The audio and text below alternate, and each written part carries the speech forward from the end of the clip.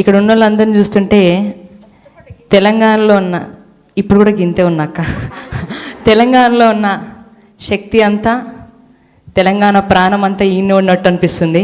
చాలా సంతోషంగా ఉంది మీ అందరినీ చూడడం. సబితమ్మని హోమ్ మినిస్టర్గా ఉన్నప్పుడు చూసినా, మధ్యలో చూసుకుంటూ వచ్చినా కానీ మళ్ళీ ఇప్పుడు చాలా రోజుల తర్వాత చూడడం, వేదిక మీద పెద్దలందరినీ కూడా చాలా సంతోషంగా ఉంది.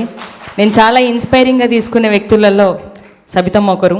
ఉమక్క నిన్న ఫోన్ చేసి రావాల చెల్లి అనగానే ఖచ్చితంగా వస్తాక అన్న. చాలా సంవత్సరాల తర్వాత తెలంగాణ భవన్లో అడుగుపెట్టిన ఇవ్వాలి. నేను చాలా సంవత్సరాలు అయింది. ఎప్పుడో చిన్నప్పుడు టీ న్యూస్లో, రాజ్ న్యూస్ ఉన్నప్పుడు నేను టీ న్యూస్లో పనిచేస్తుండే. అప్పుడు నేను జాబ్ చేస్తుండే 9th క్లాస్లో. సో అప్పటి నుంచి నిజంగా చాలా సంతోషంగా ఉంది. ఇవాళ ఒక్కరోజు మన రోజు అంటే నేను నమ్మగానే ప్రతిరోజు మన రోజే. సో మీ అందరి కోసం నిజంగా నేను ఒక స్పీచ్ విన్నా, రామన్నది, కేటీఆర్ అన్నది. చాలా ఇన్స్పైరింగ్గా ఫీల్ అయింది. ఏంటంటే నేను నా నిజ జీవితంలో నేను నమ్మే ఒక పాయింట్, ప్రతి ఒక్క ఆడపిల్ల నమ్మాల్సిన ఒక పాయింట్, ఎవరమైనా ఏ ఆడపిల్లైనా ఆర్థికంగా ఇండిపెండెంట్ ఉంటే తప్ప మనం బతకలేమనేది చాలా నిజమైన పాయింట్. నేను చాలా నమ్మే పాయింట్ అది. అందుకే అంటాం, నీకేమి తక్కువ నీకన్నా ఎక్కువ ఎవ్వరు ఉన్నారే లోకాన, నీకెవరు సరిరారే యమ్మా, ఎవ్వరు ఉన్నారే లోకాన, నీకెవరు సరిరారే.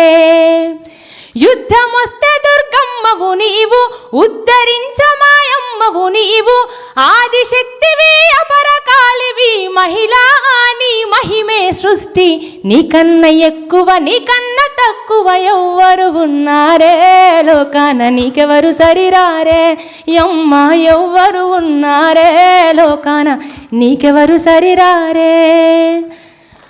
అమ్మ లేని, ఆడపిల్ల లేని సమాజం, నిజంగా ఆడపిల్ల లేని దేశం, అమ్మ లేని అనాథ అవుతుంది అనేది చాలా నిజం. కాబట్టి ఆడపిల్లల్ని ఎంత అద్భుతంగా బతికినా, వేదిక మీద లాంటి పెద్దల్ని ఎంతమందిని ఇన్స్పిరేషన్గా తీసుకున్నా కూడా ఇంకా ఆడపిల్లల పైన అణిచివేత, ఇంకా ఆడపిల్లల్ని చిన్న చూపి చూడడం మాత్రం తగ్గుతలేదు.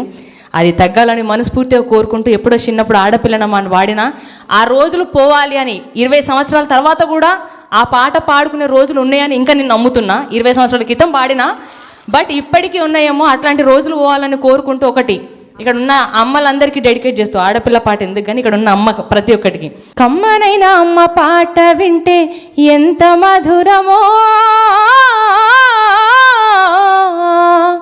మనసుకు కాదు మరువతరమో.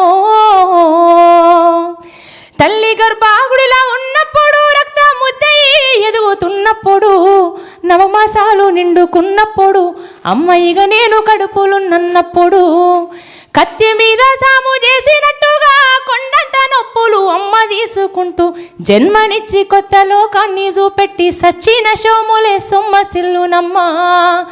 అమ్మంటే ఎంత గొప్పదో బ్రహ్మకైనా వర్ణించవశమౌనా. ఎన్ని జన్మలున్న కవులు కలములు అమ్మ ప్రేమను రాసిన తరుగునా.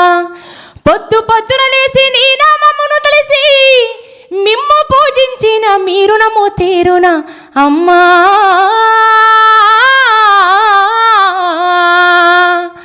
ఆట పాటకు మొదటి ఆది గురువమ్మ, మంచి మాట చెప్పే బంగారు బొమ్మ.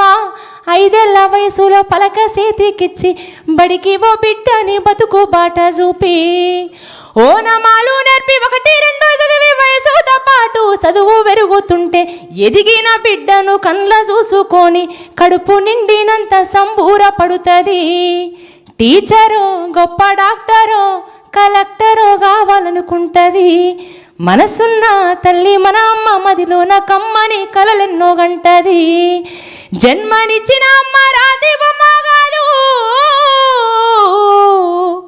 జన్మనిచ్చిన అమ్మ రాతి బొమ్మ కాదు, జగమంత జన్మంత కొలిసేటి దైవము అమ్మా.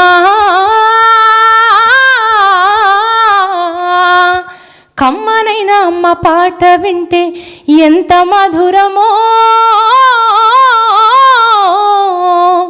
మనసుకు కాదు మరువతరము, మనసుకు కాదు మరువతరము. జై తెలంగాణ. Thank you.